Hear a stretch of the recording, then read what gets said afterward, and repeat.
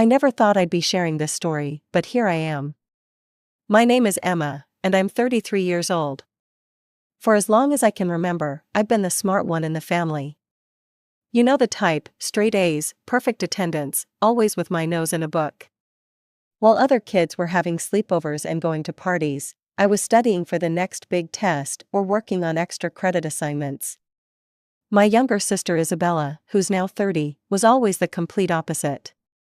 While I was burning the midnight oil over textbooks, she was sneaking out to parties. Our parents, Tom and Sarah Matthews, somehow found this endearing.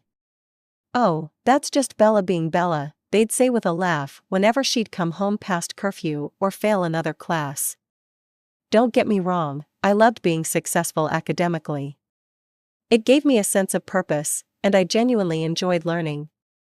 But sometimes, I couldn't help but notice how differently our parents treated us. Isabella could do no wrong, even when she was clearly in the wrong. After graduating at the top of my class in both high school and college, I landed a prestigious job at a consulting firm. The pay was excellent, but the hours were brutal. 14-hour days became my norm, and somewhere between client meetings and endless presentations, my health took a back seat. Fast food became my best friend, quick, convenient, and always there when I needed it. "Another burger, Isabella would smirk during our monthly family dinners at our parents' house. "You know, they say you are what you eat." I'd try to brush it off, but her words stung. What made it worse was watching our parents chuckle along with her. They never once told her to stop, never once considered how their laughter might affect me. "Oh, honey, she's just teasing," Mom would say if I ever showed signs of being hurt. You know how sisters are. But I did know how sisters were supposed to be, and this wasn't it. Sisters were supposed to support each other, have each other's backs. Instead, I got monthly doses of ridicule, served with a side of parental amusement. "Well, at least one of us can afford their own meals," I'd sometimes reply, which would earn me disapproving looks from our parents. Isabella, despite working at a boutique that barely paid above minimum wage, somehow always managed to wear designer clothes and carry the latest handbags. I never understood how she managed it until I overheard Mom and Dad discussing how much they helped her with her expenses. The dynamics of our family were clear. Isabella was the golden child who could do no wrong, and I was the responsible one they could always count on, especially financially. It wasn't unusual for them to call me asking for loans that were never repaid, always with the excuse that family helps family. I threw myself even harder into my work, using it as an excuse to skip some of those family dinners. The weight kept creeping up, but I told myself it didn't matter. I was successful, independent, and making more money than most people my age. So what if I couldn't fit into my old clothes anymore? So what if Isabella's jokes got more pointed and cruel with each passing month? But then came the phone call that would change everything. It was a regular Tuesday evening, and I was just settling in with my usual takeout dinner when my phone lit up with Isabella's name. "Emma, oh my God, you'll never believe it," she squealed into the phone. "Jack proposed. I'm getting married in 6 months." My heart did a little flip. Despite everything, she was still my sister, and this was a big moment. "That's wonderful, Bella. Congratulations." "Thanks. And since you're my sister, I want you to help with the planning." "Well, mainly with the expenses. You know, since you're doing so well and all." There it was, the real reason for the call. But I pushed aside my cynicism and tried to focus on the positive. Maybe this would be our chance to finally bond as sisters should. Little did I know that this wedding would become the catalyst for a complete transformation in my life, just not in the way anyone expected. The weeks following Isabella's engagement announcement were a whirlwind of activity, none of which actually involved me.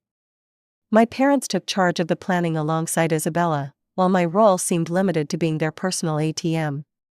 Every few days, I'd receive a text with another amount to transfer, always accompanied by vague explanations about necessary expenses. "The venue deposit is due," Mom would say. "And you know your sister can't afford it on her boutique salary." I kept telling myself this was normal, that this was what family did for each other. But the amounts were getting ridiculous, and I was starting to feel like a human piggy bank rather than a sister of the bride.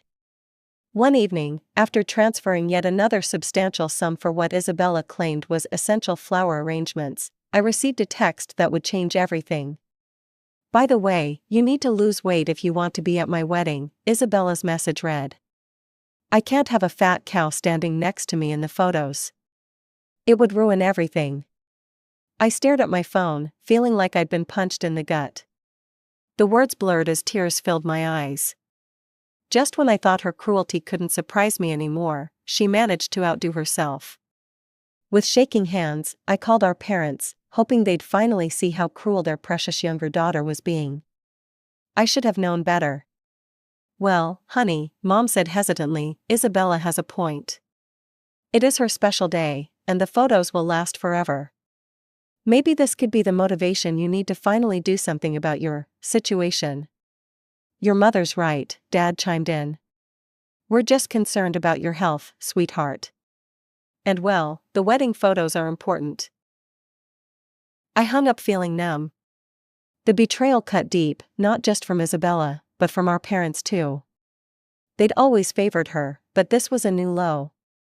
That night, I sat in my apartment, surrounded by the remnants of another takeout dinner, and really looked at myself. Not just my reflection in the mirror, but my whole life. How had I let things get to this point? When had I started accepting this treatment as normal? The next morning, I did something I'd been considering for months but had always talked myself out of. I scheduled an appointment with a psychologist. Dr. Sarah Chen's office was warm and inviting, nothing like the cold, clinical space I'd imagined. "Tell me why you're here, Emma," she said, her kind eyes studying my face. The whole story came pouring out: the family dynamics, Isabella's wedding, the constant belittling, and my parents' enabling behavior. Dr. Chen listened without judgment, occasionally nodding.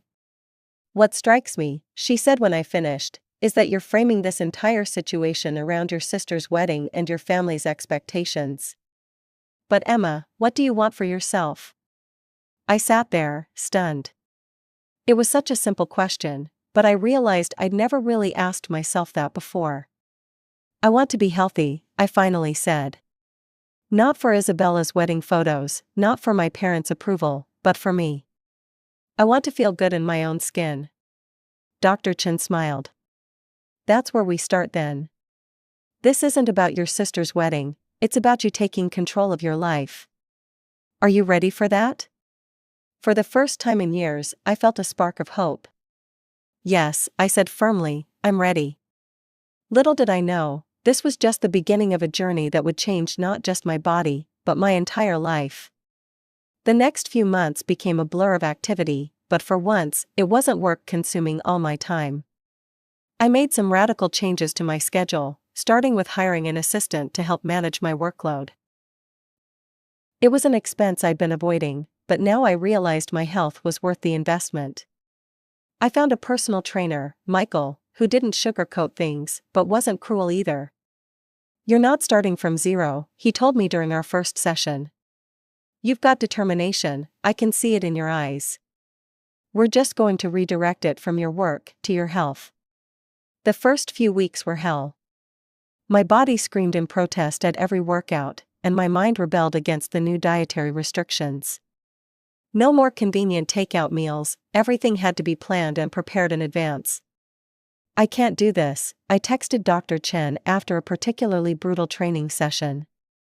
"You can't or you don't want to," she replied. "Remember, Emma, this isn't about your sister anymore. This is about you choosing yourself." Those words became my mantra. Every time I wanted to quit, every time I craved my old comfort foods, I reminded myself, this is about choosing myself. Meanwhile, my family was wrapped up in wedding preparations. Their calls became less frequent, and when they did call, it was usually about money. I started declining their financial requests, citing my new health-related expenses. "What health expenses?" Isabella scoffed during one call. "Jenny Craig isn't that expensive." I didn't bother explaining about the trainer, the nutritionist, or the therapy sessions. They didn't deserve to know about my journey. This was mine. As weeks turned into months, the changes became noticeable. My clothes started feeling looser, my energy level soared, and for the first time in years, I actually looked forward to my reflection in the mirror. But the biggest change wasn't physical, it was mental. Through my sessions with Dr. Chen, I started understanding the toxic patterns in my family relationships. How I'd always been the responsible one, the bank, the emotional punching bag. How I'd accepted their treatment because I thought that's what family meant. Family doesn't mean accepting abuse, Dr. Chen told me. Love shouldn't come with conditions. 5 months into my transformation, I barely recognized myself. The physical changes were dramatic. I'd lost a significant amount of weight, toned up, and even changed my hairstyle and wardrobe. But the mental changes were even more profound. I stood straighter, spoke more confidently, and most importantly, I'd learned to set boundaries. Then came the invitation to a family dinner at my parents' house. It would be the first time they'd see me in months. I stood in front of my closet, considering what to wear, when my phone buzzed with a text from Isabella. "Mom says you're coming to dinner tomorrow. Try not to embarrass yourself by wearing something too tight. We all know how you look in fitted clothes."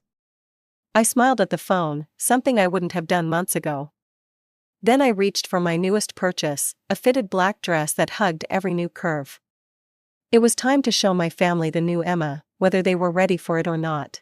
The sound of my heels clicking against the sidewalk leading to my parents' house felt different that evening. Each step was purposeful, confident.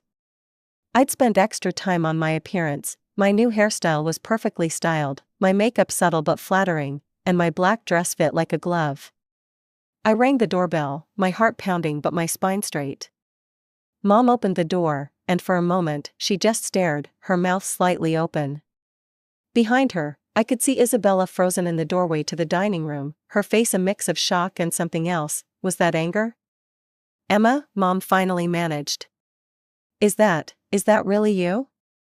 I stepped inside, enjoying the dramatic effect of my entrance more than I probably should have. "Hi, Mom, yes, it's really me." Dad appeared from the living room, doing a double take when he saw me. The silence was deafening. No one commented on how good I looked, how healthy I appeared, or congratulated me on my obvious hard work. Instead, Isabella's eyes narrowed, and she turned on her heel, stalking back to the dining room. The tension during dinner was thick enough to cut with a knife. I served myself a modest portion of salad and grilled chicken, ignoring the pasta and bread that would have been my go-to choices months ago. "On another diet, Emma," Isabella finally spoke, her voice dripping with sarcasm. "How long do you think this one will last?" I took a small bite of my salad, chewed carefully, and swallowed before responding. "It's not a diet, Isabella. It's a lifestyle change." "Right," she snorted, stabbing at her plate with her fork. The sound of metal scraping against china made me wince. Mom and Dad remained unusually quiet, picking at their food and exchanging worried glances. The rest of the dinner passed in uncomfortable silence, broken only by the increasingly aggressive sound of Isabella's fork against her plate. I left early, citing work commitments the next day. As I drove home, I felt lighter, and not just physically. I'd survived dinner without falling into old patterns, no apologizing for my success, no shrinking to make others comfortable. The next morning, my phone rang while I was getting ready for work. It was Isabella. "You're not coming to my wedding," she spat without preamble. I sat down at my vanity, staring at my reflection. "Excuse me?" "You heard me, you're not invited anymore. You'll ruin everything." "How exactly would I ruin your wedding, Isabella?" I kept my voice calm, even as my hand gripped the phone tighter. "Don't play dumb. Everyone who knows you, they'll be staring at you instead of me. They'll be talking about your stupid weight loss instead of my special day. You did this on purpose, didn't you? You couldn't stand that for once, something was about me instead of you." I listened to her rant, feeling a strange sense of calm. This was exactly what Dr. Chen had warned me about, how some people in our lives resist when we make positive changes. "Isabella," I cut in when she paused for breath, this had nothing to do with you or your wedding. I did this for myself. Oh, please. You've never done anything for yourself, you've always been too busy being perfect at everything else. The irony of her statement wasn't lost on me. Before I could respond, she hung up. I immediately drove to my parents' house, hoping they'd see reason. They were my parents, after all. Surely, they'd understand how ridiculous this was. I was wrong. Your sister has a point, Emma, Mom said, wringing her hands as we sat in their living room. This is her special day, and well, you have to admit, your transformation is quite distracting. I stared at her, wondering if I'd heard correctly. Distracting? I got healthy, Mom. How is that a problem? Don't be naive, Dad chimed in, his voice stern. You know exactly what you're doing. This whole change, it's just another way for you to outshine your sister, isn't it? What? Oh, please, Mom's voice turned sharp. You'll probably try to find yourself a husband at the wedding, or worse, try to steal Jack's attention from Isabella. I felt like I'd stepped into some bizarre alternate reality. Are you seriously suggesting I lost weight and got healthy to steal my sister's fiancé?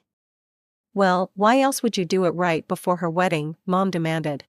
I stood up, my hands shaking. Maybe, just maybe, I did it for myself. But you wouldn't understand that, would you? Because in this family, everything has to be about Isabella. Now, Emma, Dad's voice took on that patronizing tone I'd grown to hate. Don't be dramatic.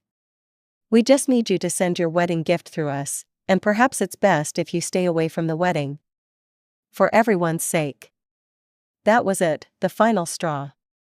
Years of favoritism, manipulation, and emotional abuse crystallized in that moment into perfect clarity. My wedding gift? I laughed, but there was no humor in it. You mean the thousands of dollars I've already spent on this wedding? The money you've been demanding from me for months?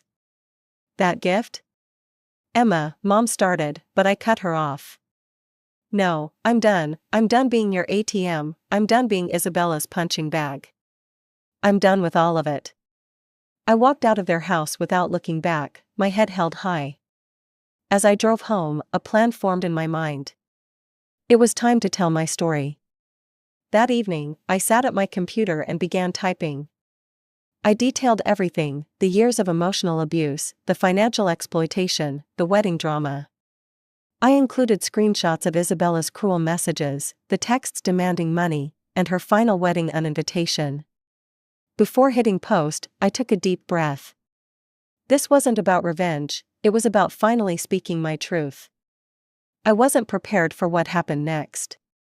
Within an hour of sharing my story, my phone started buzzing nonstop with notifications.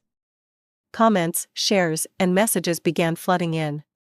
At first, I was scared to look, but when I finally did, I was overwhelmed by the support. Your sister sounds toxic, one comment read. You're better off without her. I went through something similar with my family, another person shared. Standing up for yourself is the hardest, but most important thing you can do. Then came Isabella's comment, dripping with her usual sarcasm. Nice creative writing, sis. Always trying to make yourself the victim. Those messages are obviously fake, and you're just jealous of my happiness. Her friends quickly jumped to her defense, calling me attention-seeking and pathetic. Some even claimed I'd doctored the screenshots. But for every negative comment, there were dozens of supportive ones. I logged off social media, needing space to process everything. Work became my sanctuary, spreadsheets and client meetings were far simpler than family drama. But when I finally checked my accounts again days later, I was stunned. The story had gone viral. Thousands of people had shared it, and my inbox was overflowing with messages of support. Thank you for sharing this, one message read. Your story gave me the courage to stand up to my own toxic family. The story kept spreading, with people eagerly following the saga and offering words of encouragement. My follower count skyrocketed, but that wasn't what mattered. What touched me was how many people related to my experience, how many had dealt with similar family dynamics.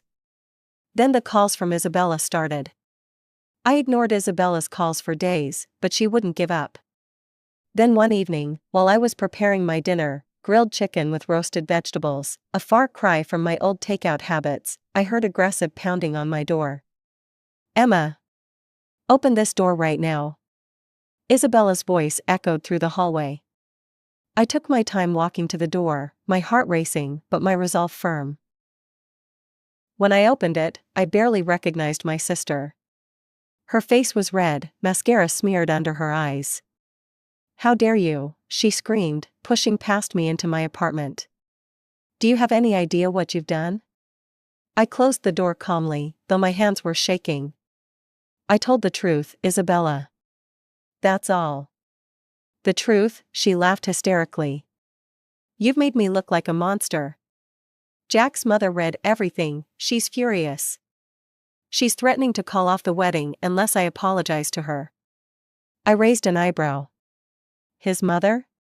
Isabella's voice cracked, "she's overweight. She saw what I said about fat cows and now she thinks I'm some kind of horrible person." "Aren't you?" The words slipped out before I could stop them. Isabella's face contorted with rage. "You need to fix this. Take down that post right now and write that it was all a lie. Say you made it up because you're jealous of my happiness." I shook my head. "No." "What do you mean, no? If you don't, we'll never speak to you again." A calm settled over me as I realized this was an empty threat. Is that supposed to be a punishment, Isabella? Never speaking to the sister who's only ever been your personal bank and emotional punching bag? "You ungrateful thing," she shrieked. "After everything we've done for you." "Everything you've done for me?" I cut her off. "You mean the years of mockery? The constant demands for money?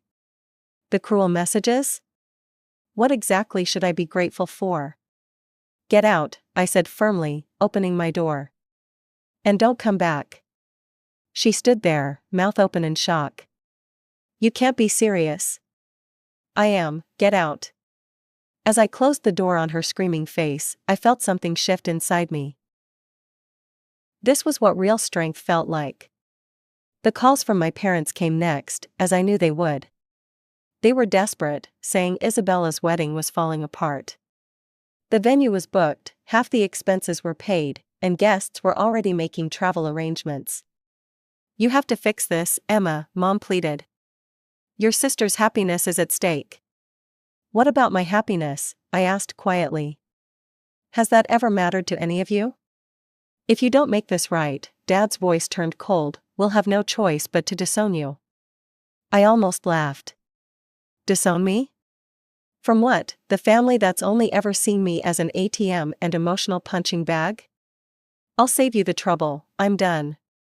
I hung up and blocked their numbers. Then I went to my closet and pulled out the expensive wedding gift I'd bought for Isabella weeks ago, a designer handbag she'd been hinting at for months. After a moment's consideration, I picked up my phone and searched for local women's shelters.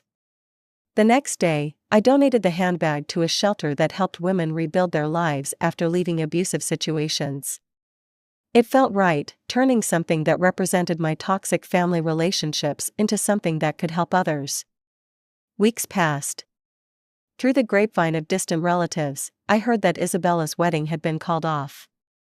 Jack had insisted she apologize to his mother, but she'd refused, saying she had nothing to be sorry for. Their relationship hadn't survived the conflict. Part of me felt sad, not for Isabella, but for the relationship we could have had if things had been different. But as Dr. Chen reminded me, you can't set yourself on fire to keep others warm. My life changed in ways I never expected. The viral post led to opportunities to speak about toxic family dynamics and self-worth. I started a support group for others dealing with similar situations. My story resonated with people because it wasn't just about weight loss, it was about finding the strength to choose yourself. These days, when I look in the mirror, I see someone I'm proud of. Yes, I'm healthier and more fit than I've ever been, but that's just the surface. The real transformation was learning to value myself, to set boundaries, and to understand that real family, whether blood or chosen, builds you up instead of tearing you down. Sometimes I wonder if Isabella and my parents ever understood what they lost. Not their ATM, not their emotional punching bag, but a daughter and sister who would have done anything for them if they just loved me for who I was. But that's their loss, not mine. I'm too busy living my best life to wonder for long. As for that wedding gift, I hear it's being used by a domestic violence survivor who just landed her first corporate job. She needed a professional bag for interviews, and now she has one. Sometimes the best endings aren't the ones we planned, they're the ones that help us become who we were always meant to be.